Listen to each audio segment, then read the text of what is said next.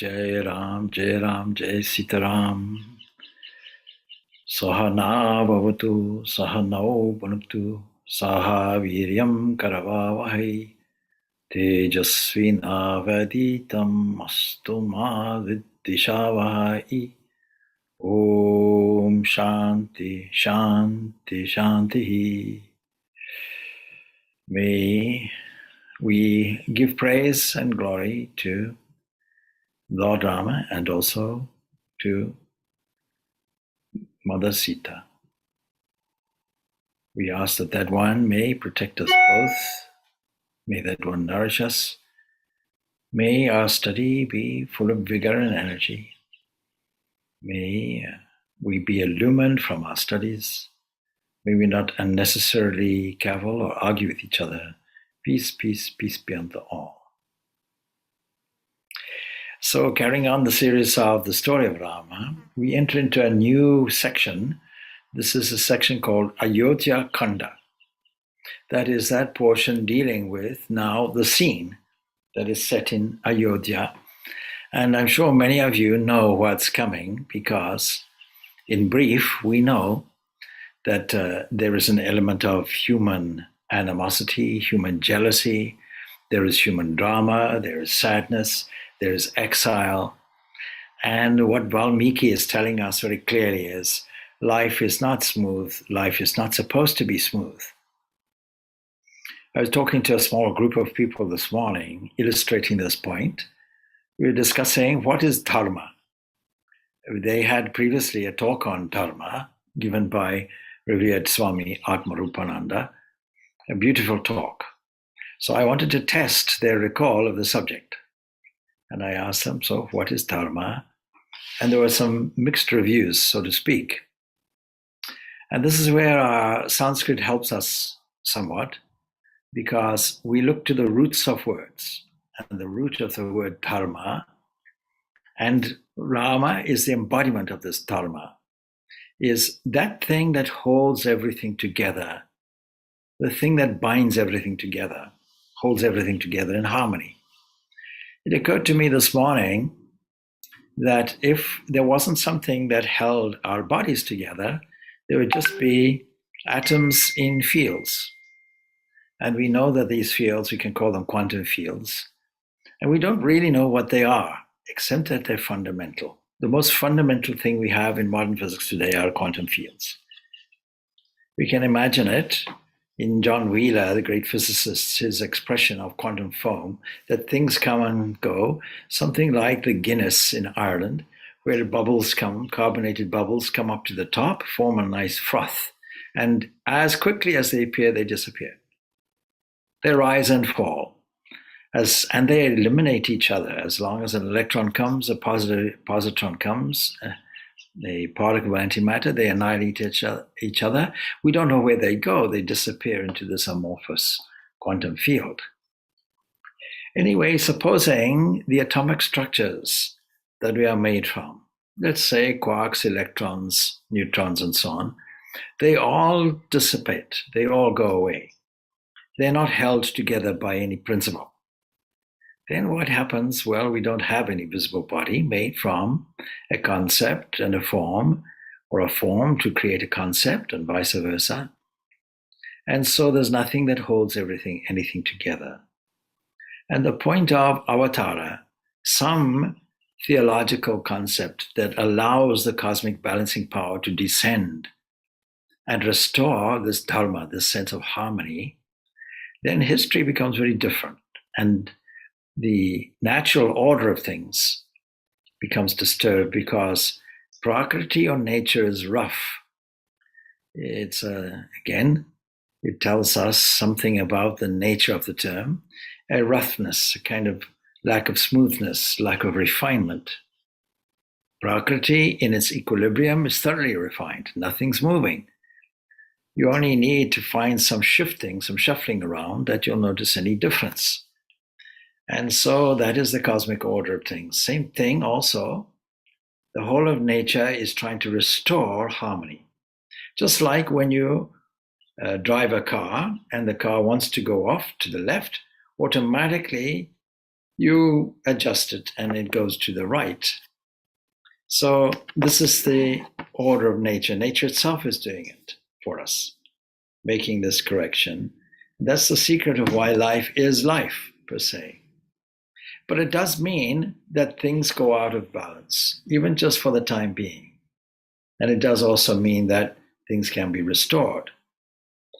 And it also means that the human beings have the capacity to restore this balance. So the question always arises when the concept of avatara, cosmic balancing power, comes to make this adjustment.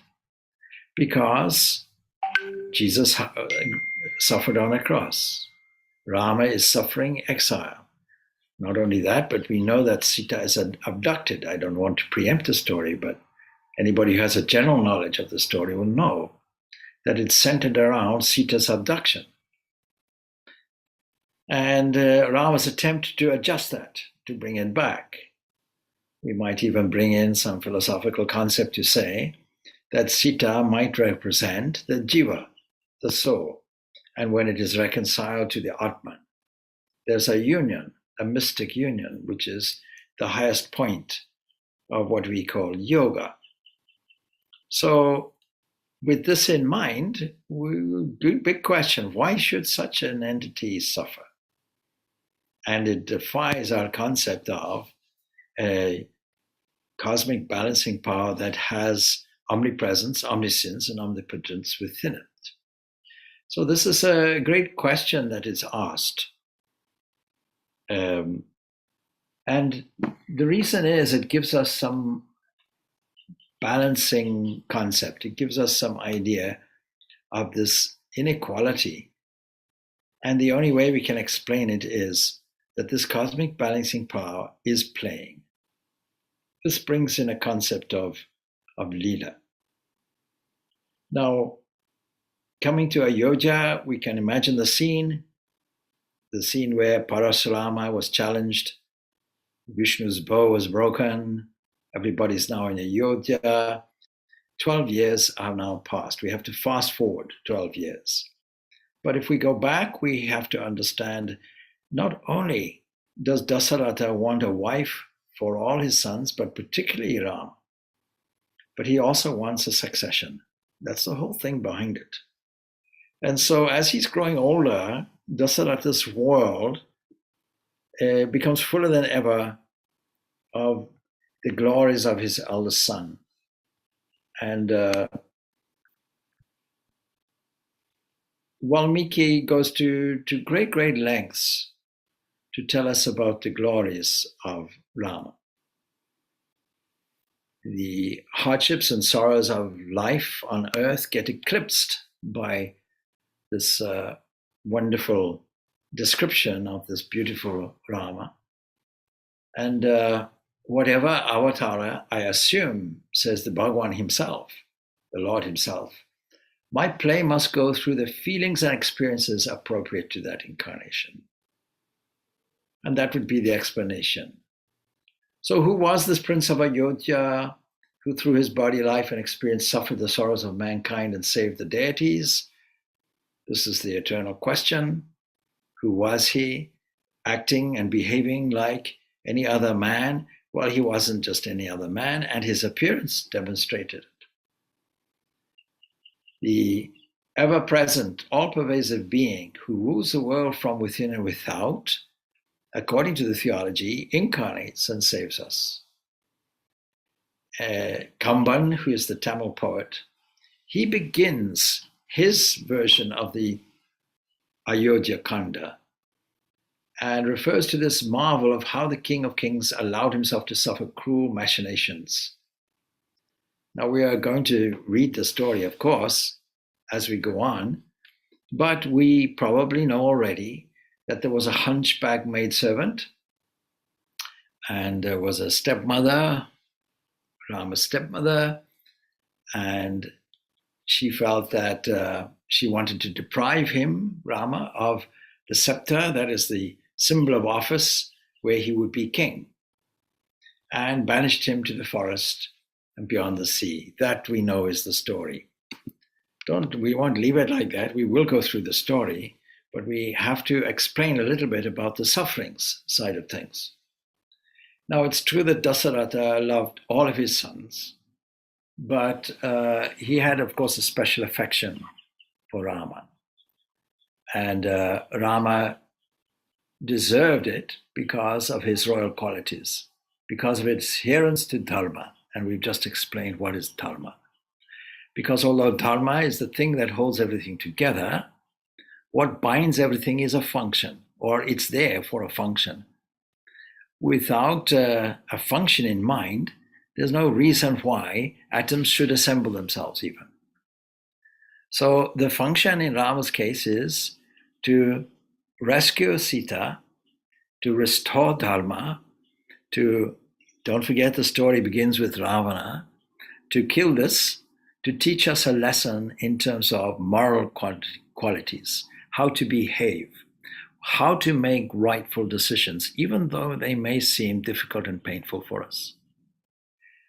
And so Valmiki has filled pages with the tale of Rama's virtues.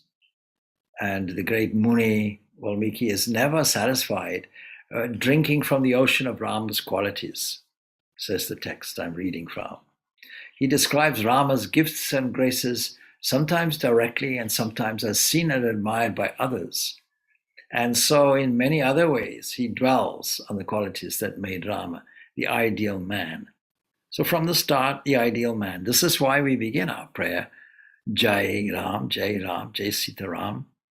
And also bringing in Sita. Don't forget, we brought Sita into the story. Sita is the ideal woman and the ideal wife, we find out. And so we see that Valmiki has filled these pages with this praise. Rama's graceful frame are some of the qualities he mentions. His virile beauty, his strength, his courage, the purity of his heart.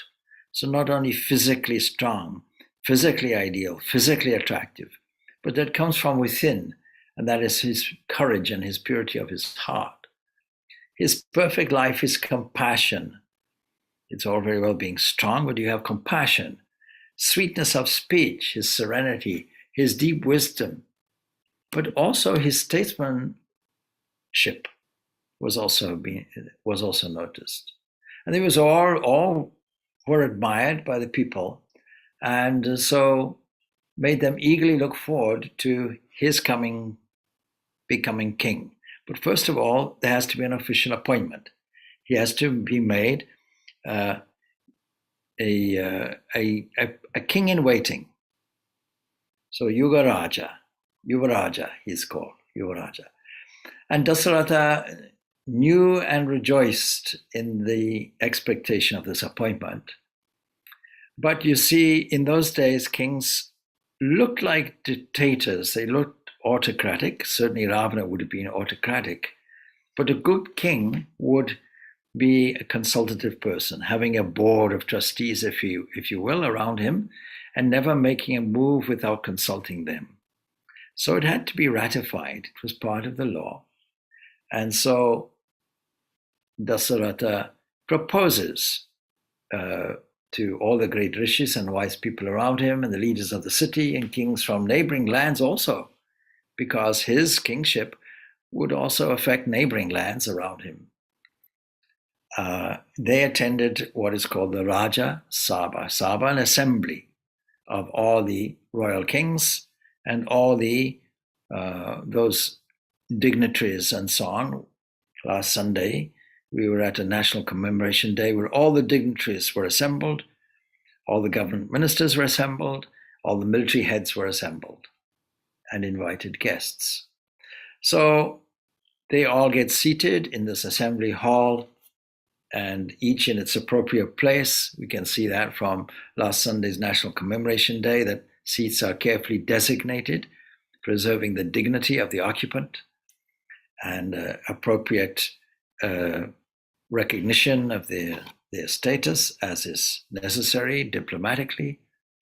And then Dasaratha now addresses them. My Rama will be a greater king than I ever was, he says. And he knew this. He is as strong as Indra and as wise as Brihaspati. Brihaspati is traditionally the advisor, the priest of all the deities.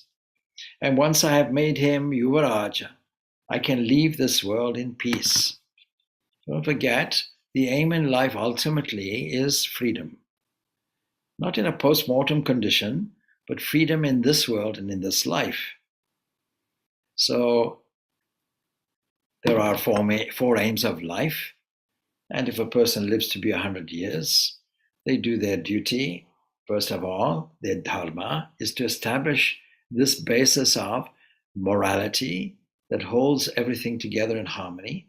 That is taught in the first 25 years of your life. It's called ashrama, the first stage of your life. And then you've gone through primary, secondary, tertiary education. You then go into householder life. You marry, as Rama himself has now done. And you have children who contribute nicely to society, and you play your role in society. Whichever role you play comes into four different kinds of sections, whether it is a non-violent person dedicated to the welfare of society, called Brahman, whether it is Kshatriya in the administrative civil service, dedicated to protection of law and order and self-defense or defense of the realm, and then the vast majority will be wealth earners, commensurate with the desire or the aim in life of wealth creation. First aim is dharma. Second aim, artha, wealth creation. And then as you go on, you want to fulfill in retirement, let's say from 75 years on, when children are grown up, you and your wife want to retire possibly to the forest hermitage, and you want to fulfill all of the legitimate desires that you needed and that you had. This is the next aim of life called kama. Kama, desire. And these are all material and all socially orientated, necessary for the good and harmonious development and fulfillment of social needs. But then afterwards, the final aim is completely non-material. It is moksha. From 75 years to 100, what you do is you embrace a kind of renunciation. You give up everything and seriously then pursue this idea of freedom, not in a post-mortem condition, but in this life, to be jivan mukta, free in this very life. And so Dasaratha wants to embark on the final phase of his life, going traditionally into a forest area or a quiet area, going into a contemplative mode. And so he has to produce a successor. And then he begins to see evil omens all around as he's doing that. He sees them in the air, he sees them on the land, the water that flowed. And he saw that things were not quite right. Some difficult vibrations in the air, some kind of awkward aura is there. And so the king thought that these signs were his end. He thought, instead of going to the forest, this is the end of my life itself. And also possibly the end of the kingdom somehow. Anyway, he calls his ministers and tells them he wants to crown his Rama as Yuvaraja. And he asks even for the rural people of Koshala and the neighboring kings and chieftains. And so they're all assembled here in Ayodhya. And he was in a hurry because of these disturbing omens that he's witnessing. It would take too long for him to invite Janaka, the king, his brother-in-law. But that king, of course, would rejoice when he heard that his son-in-law would be Ruparaja. And all the guests arrived, and Dasaratha welcomes them according to their status. And we can imagine a royal procession, royal congregation, and thronged assembly hall.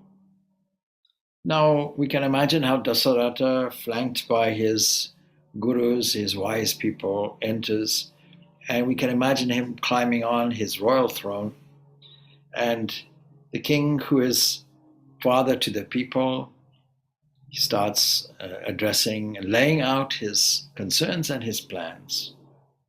And we can imagine he's a very popular king. People assemble, people are cheering, and everything is done in public, not in a private parliament, is the interesting thing. Anyway, when silence was there, his great voice resounded like a blessing among them. You all know, he says, that since the golden Krita Yuga, the kings of my line have ruled your ancestors since the days of Ikshvaku himself. And I too have ruled to the best of my abilities. I have never strayed knowingly from Dharma. You see, sometimes we do stray, but not knowingly, hopefully. And I have loved you all like my own children. It's a wonder that we don't have leaders like this today. Imagine now leaders in this modern age really feeling that they are the father of the nation. It's a very traditional title, by the way, of any leader in Africa, taking the role of a paramount chief in any African country. This, if done genuinely, is a great asset. But unfortunately, it is used as an excuse. Father of the nation is adopted as a tradition unquestioningly, and unfortunately leading to blind acceptance and a lack of democracy. But he goes on, now this body of mine is old. It cannot bear the burden of the kingship for much longer. The weakness of age has advanced in me, and it's time before I err as your king that I give the reins of power into younger hands. I seek the consent of the wise here who have guided me through the years. I seek all your blessings. I want to crown my son Rama, Yuvaraja, and be at some ease in my last years. This is the speech that he gives. Of course, shouts of joyous acclaim rise up from the great assembly, and with the voice gathered amongst princes and everybody else, they exclaimed, "So be it," they agree, they give their consent. And the king spoke again, "You agree with my proposal, but you don't give any reason for it." Now he's questioning his own decision and their agreement. So this won't do. Let the wise people explain why they agree. And then several speakers rose and explained Rama's virtues and fitness to rule. And the king's heart was filled with joy to hear all these praises of his most beloved son, Rama. And at last, of course, the whole assembly rose and said with one voice, "Well, now let there be no delay. Decision is now made. Let Rama be anointed the Yuvaraja." And of course, it's not that he has received no training whatsoever. We recall that he's received considerable training. From his youth, expectation was always there in the wings. Vishwamitra, the great sage, has taught him skills and mantras and all the virtues necessary, but also he has the inherent tendency from his status going back to his cosmic mind. His whole role is begging for him to take up this position. Anyway, at last the whole assembly, they rise and say with one voice, "Let there be no delay. Let it be, but also let there be no delay. Let Rama be anointed this Yuvaraja." And the king answers that he was happy and would forthwith carry out their wishes. And then turning to his chief guru, Vashishta, the revered sage, and also to Vamadeva and all the other holy people and all the guardians of the sacred rites, he says, "This is the auspicious month of Chaitra. This is when all the flowers come out. This is when the trees in the forest bloom. It is an auspicious time of the year, and all the revered elders make all preparations now for anointing of Rama." In the days of the Celtic kings, the same thing was done. He had to hold a stone. He had to make some vows, some promises. There was a special place where he was anointed, and so on. And of course, in the Jewish tradition, we know a king is anointed with oil, literally. Anyway, the assembly was glad to hear the prompt orders, and as bidden by the king, Sumantra, the minister in charge of the household, he goes to fetch Rama. Rama is oblivious to all of this. He's kept in the dark. He doesn't know any of this. And he comes in humbly, ignorant, seeing the assembly. He knows something important is going to happen. And he stands before them, and he stands before his father in utmost humility, one of his other qualities. And hearing of the decision to anoint him as Yuvaraja, he bows his head and he accepts, saying, I am in duty bound to carry out your orders, whatever they be. So is still a king as a subject to dharma. And Dasaratha then blesses Rama and said, you are a good prince, beloved of the people, and don't let your courtesy and your consideration flag, but may it increase with your opportunities of doing good and earn your enduring glory. And Rama returned to where he was staying. Enduring, because a king should not only have the impact on the society right here, right now, as he's ruling, but he should also have a legacy so that people can recall the glories of his deeds. And that serves as a model for other kings to follow. Anyway, hardly had Rama returned home when Sumantra called a hurried meeting and told his father that his father had wished to see him. And when asked for the reason, Sumantra, he wouldn't tell anything. He only knew he had been enjoined to fetch the prince at once. So what's up? Anyway, Rama thought, maybe my father must have taken counsel of the coronation ceremony, or perhaps maybe there was some other difficulty. Whatever happens is for the best. Whatever happens is for the best. What a wonderful, wonderful philosophy. We would save ourselves much anxiety if we simply said, whatever happens is for the best. The whole embodiment of the concept of faith. So Rama thought the king must have taken counsel over something or other, but let us see. Anyway, we now go on to a certain plot that is boiling. And the king embraces Rama, seated him beside him on the throne, and says, look, I'm old, and I have enjoyed my life as a man and as a king, both, and there's nothing left for me to do here. So my only desire really is to install you on the throne of our fathers. But last night, I have to tell you, I had a bad dream. Now, we should not dismiss dreams as we do in modern times today. Dreams are significant. Those people who've gone on a dream interpretation course with me will know and agree with Freud that dreams are the royal road to the unconscious. So this dream is kind of creating some odd portents. And those who read the future advise me, that is, those who are skilled in this dream interpretation, that a great sorrow, even death, may overtake me very soon. And so I want to have the coronation performed not in a month's time, not in a week, but tomorrow. Great urgency. And tomorrow, you can imagine, huge coronation ceremony, guests have to be invited and so on, but it's going to be done the next day. And it's the reason why tomorrow, apart from anything else, apart from the urgency, is that those people who are skilled in astrology, skilled in the dreams, skilled in reading all these portents, they say, and they know, that the universe provides certain auspicious moments, and tomorrow will be one of them. And something within me, says the king, says, do this immediately, do this at once. You and Sita should prepare for tomorrow and tomorrow's anointment. you should get your things ready. It's a big ask. When you see the amount of trouble that goes into coronation preparations, say in England, say for the last, or the current Queen, Queen Elizabeth, huge preparations.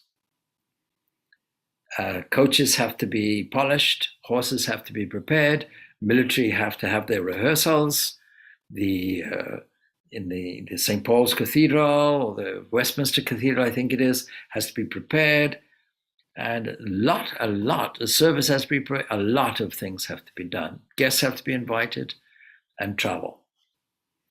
So anyway, the Eastern way of handling it is a little different, because the primary thing is to prepare the mind spiritually, and so that night they have to fast. They have to fast and meditate. Anyway, lie down on a bed of durba grass and have trusty and vigilant friends to look after your safety. It seems to me that the present time when Bharata is away is particularly opportune for your installation. Now, we didn't mention that Bharata is away, but now we have to mention this. All right. So, why is Bharata away? Bharata is away because of some other episode. Bharata has to visit his sick relatives, or his father, his grandfather on his mother's side, and so this is an opportunity where he is actually missing from this. This is a significant event, because when he comes back from his business, his status has changed. I won't spoil the story. We'll see how it goes. Anyway, Bharata is away at the moment, and it's particularly opportunity for your installation. Nothing is perfect. No arrangements are perfect. And it's not that I don't know that Bharata is the soul of righteousness in thought and conduct alike, that he is also devoted to you, his brother, but the minds of people are changeful and open to unexpected influences. A very significant insight into what's about to happen. And any Yuvaraja, whatever it is, in modern times or ancient times, their position is likely to be challenged. And so the king decides that the coronation should be performed on the very next day, and told Vashishta of his decision, and the bad dreams added to the reason for fixing the day for the coronation at once. And taking a leave of his father, Rama goes to Kausalya's apartment to give her the news, Queen Kausalya, and seek her blessing. But the queen had heard the news already. Sumitra, Sita, Lakshmana were all there with Queen Kausalya. And she was clad in ceremonial white and sat offering prayers for her son. You can see how the preparation is already prayerful, not material orientated. But Rama reports to his mother the king's latest command, and she answers, "This, yes, I have heard this, and may you live long. Long live the king. Be a good ruler. Conquer your enemies, both internally, that is your own enemies, and those around you, and protect your subjects and your kinsfolk. This is the duty of a king. You have pleased your father, King Dasaratha, and you have made me happy also." And then saying farewell to his mother and also stepmother, Rama goes to his own apartment in the palace complex.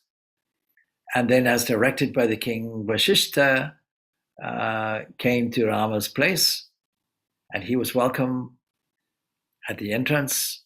And Vashishta then initiated Rama with due mantras in his pre-coronation fast. This, as I say, this is hugely significant that you prepare yourself for this noble undertaking naturally with spiritual discipline, with fasting, with meditation, with steering and controlling the mind. I'm going to deviate a little bit. In discussing this dharma, we also have to discuss swadharma, that is our own personal role in life, and how every undertaking, if it is to be harmonious with a cosmic mind, with cosmic will, if we are to play our role in life, we should also start with a spiritual discipline, controlling the mind first, and make every activity, every part of our own individual duty, make it a sacred duty. If you approach this in life, you'll never get disappointed with the work. You'll never lag behind in energy in what you have to do, because it'll be something like a worship. And so this is the importance of this particular passage. Anyway, as Vishishta returns to the king, having done his duty now as his guru, he sees groups of people on the royal road cheerfully discussing the great festival of tomorrow, because the announcement has already been made. And so we can imagine people have to decorate their houses. They do it with flowers and flags and decorations of every kind. And so it's with difficulty that Vashishta could make his way through the crowds to the king's palace. And the king was pleased to hear that the fast had begun duly and all was being gotten ready for the ceremony. But in his heart of hearts, there was a fear that some mishap might come between him and his one wish. Still, that kind of edge of insecurity was there. But the city was joyful. There was a big commotion of expectancy and so on. And Vishwamitra highlights this in highly descriptive language because a contrast is about to happen. So every house and every street, men, women, children, they looked on the coronation as a great auspicious occasion in their own lives, and they awaited with great enthusiasm this event, and they awaited greeting Rama and Sita, who currently were meditating for a long time in their own apartments, in their own sections, if you will, their own dwelling places. They were dwelling mentally on God, not on their personal good fortune. And naturally, not only in this atmosphere of prayerfulness, but the way in which things are worshipped there would be to light a fire, feed it with ghee, make the fire sacrificial, and sip the remains, the offerings that are put in the fire, and then sleep not on a luxurious royal bed, but on grass spread on the floor. And anyway, early in the following morning, they were roused from slumbers by music. And I think hopefully it's music, not the kind of bagpipes or something like that, and held themselves in readiness to proceed to the palace and the expectation of the auspicious call to come for a coronation. But the summons doesn't come. The summons is entirely opposite in nature. And Valmiki is holding us a little bit in suspense here. In accordance with the practice in royal households, Queen Kakeyi had a woman companion and confidential servant. She was a hunchback named Mantra. Now we have to investigate this name because mantra, manasa, mind, it's all derived from mind. And we can't blame people with hunchbacks. We can't look down on servants. That's not the morale of the story. We simply have this in mind that our own mind is filled with jealousy and pride. And we can disquiet our own minds by shifting our attention toward egoistic emphasis. Now, this whole story reminds us of another story that comes into Western culture, Snow White, where there's a jealous queen involved. And and although the ugliness is portrayed in this way, there is some magic that makes her look wonderfully beautiful and so on. But inside, not that beautiful. It reminds us a little bit of the story. Anyway, in both cases, jealousy is the key. So, being a distant relation of the queen, this Mantra, she claimed great intimacy with her. You'll find even in those days, the practice of queens having maidservants and the maid of honor.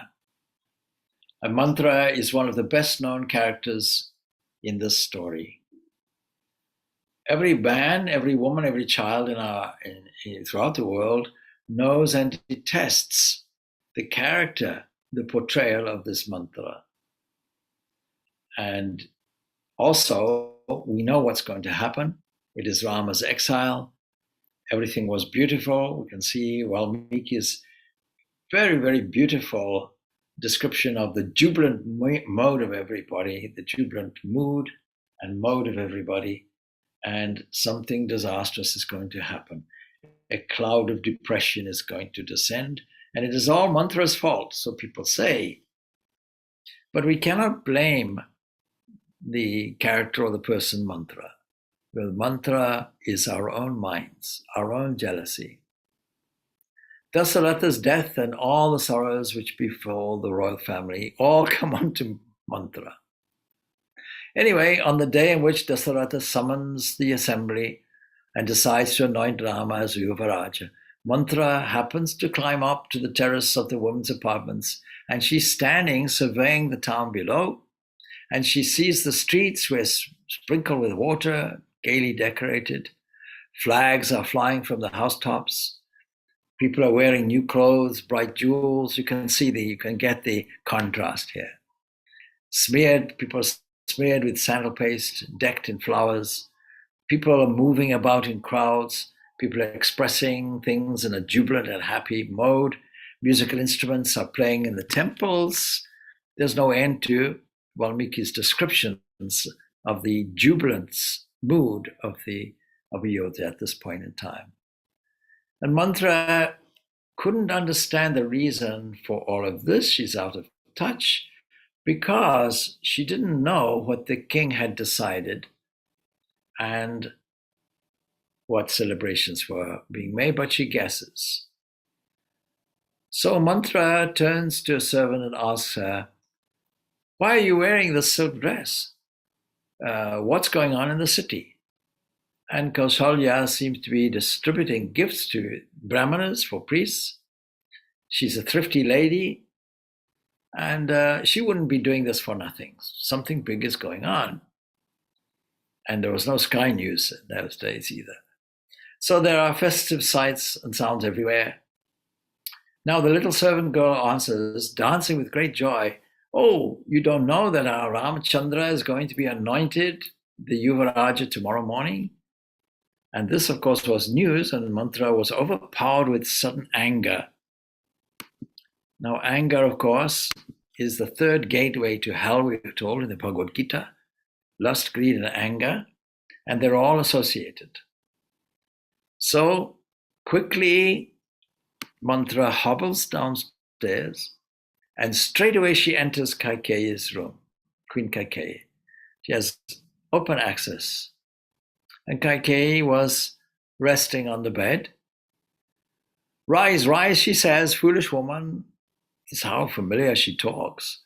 "A flood of misfortune is rising to drown and swallow you.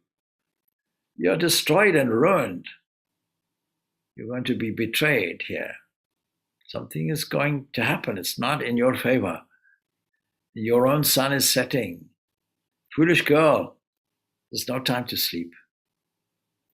Okay, fearing some calamity that she doesn't know of happens, she turns to Mantra and asks her, well, what's wrong with you?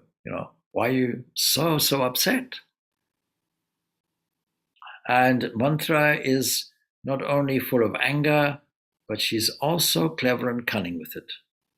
She begins, destruction has come upon both you and me. I'm involved in this too. Dasarata has decided to make Rama Yuvaraja, the real ruler of this land. What greater cause of sorrow do you need to have?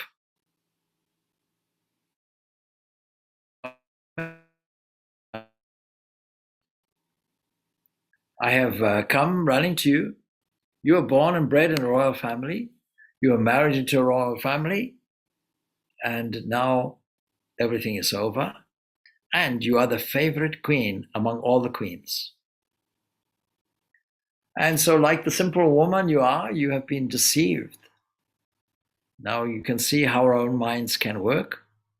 A story going on. Patanjali Yoga Sutras gives a puzzling dimension to the mind. He mentions that the mind, we can say the brain, its expression, has 5 waves in it. One is called verbal delusion. And I often puzzle, what does this verbal delusion mean? And I realize it is your own script talking. It is your own verbal delusion, joined with imagination. And imagination stokes up fears, stokes up all the emotions that are against us, not in our favor. And so a dialogue is ensuing. Your husband, King Dasarata, has cheated you with sweet words. It's a deep plot, as anyone can see.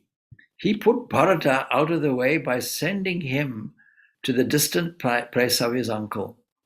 Sorry, I said grandfather. It's really uncle, actually. Uncle. Bharata has gone to his uncle, not grandfather. And he's taking advantage of his absence by hurriedly crowning Rama.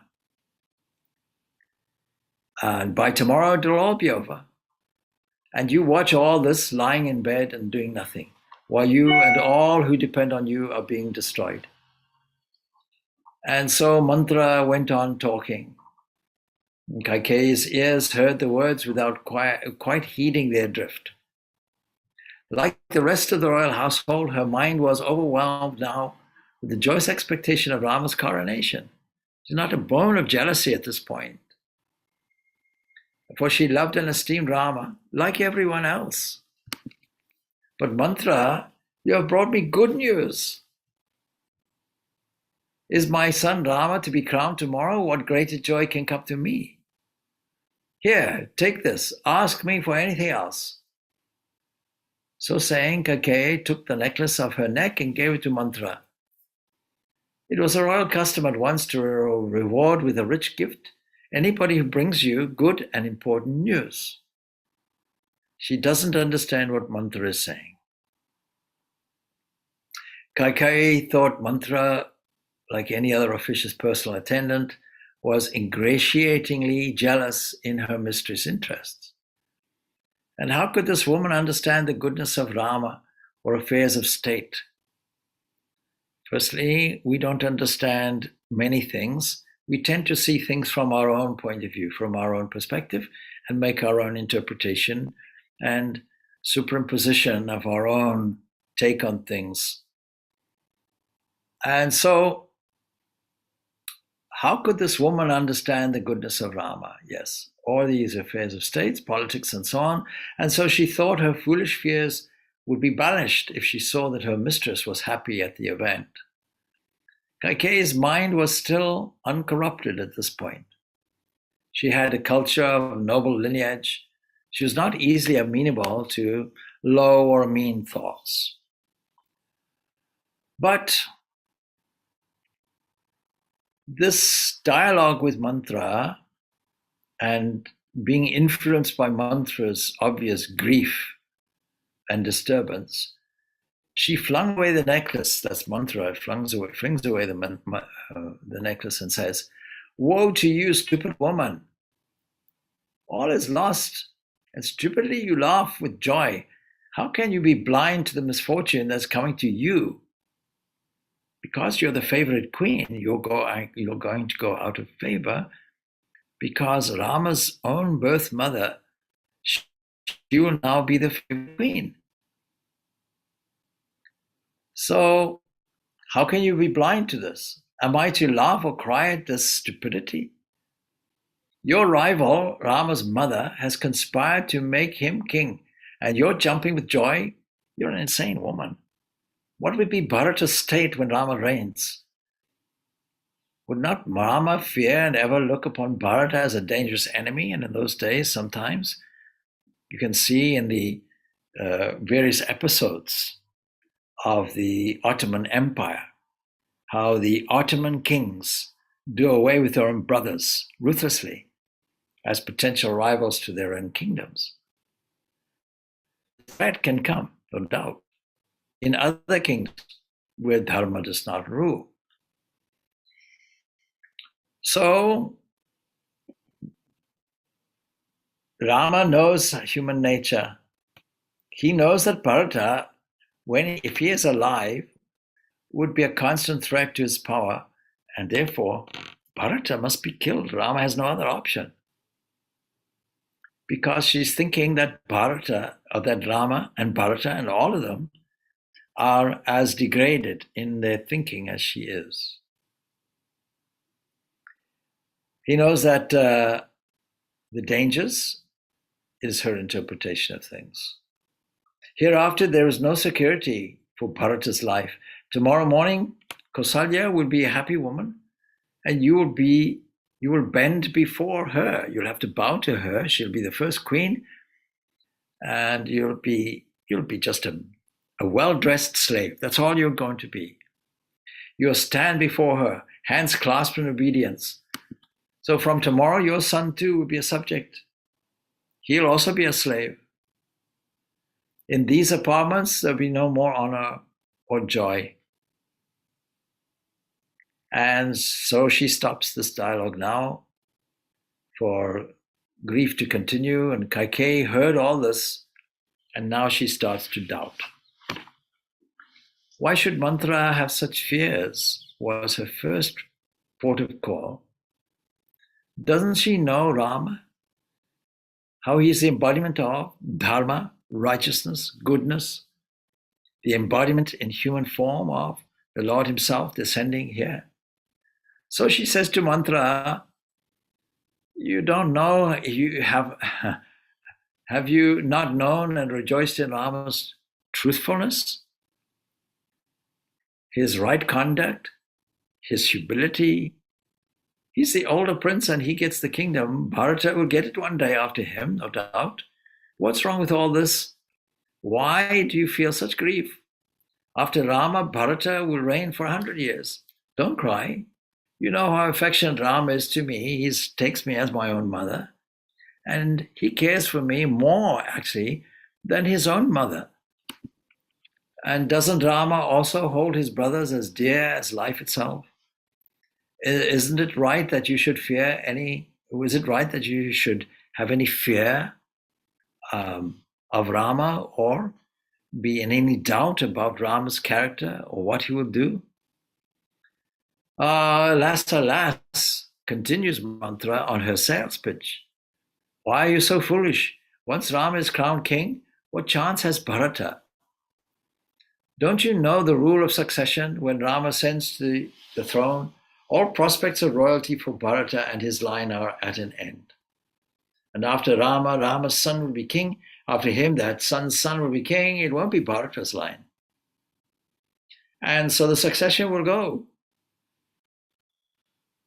The oldest son succeeds, the eldest son. There's no chance for a younger brother, no matter how good or manly he is. My dear, you know not even this.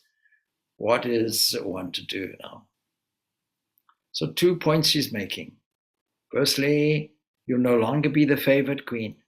You'll be a second-class person, and you'll have to bow and scrape to Rama's birth mother. That's the first thing.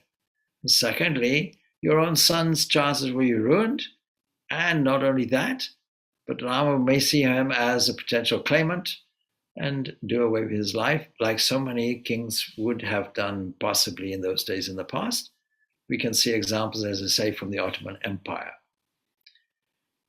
So once Ram is crowned, he will not leave Bharata alone. He'll continue harassing him. He may even, expel him from the kingdom at the very least. And so Bharata's life is in danger. This is your own son.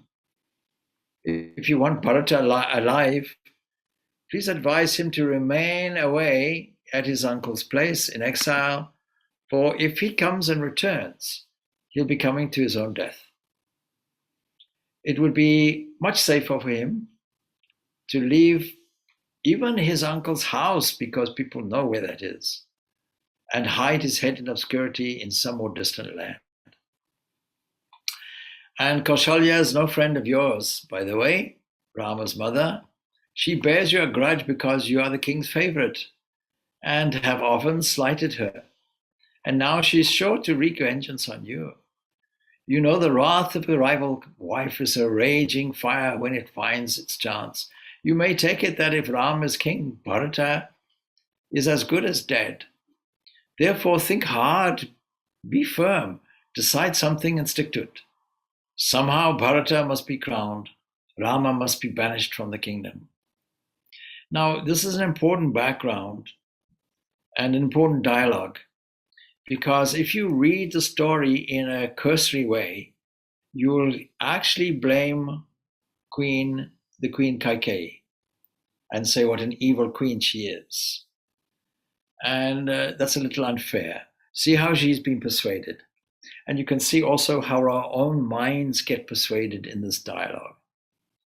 So now at this point, as with all of us, when we go on our own monologue internally, fear is now entering the queen's heart. Mantra has won. And Kaikeyi's face is flushed. Her breath becomes hot.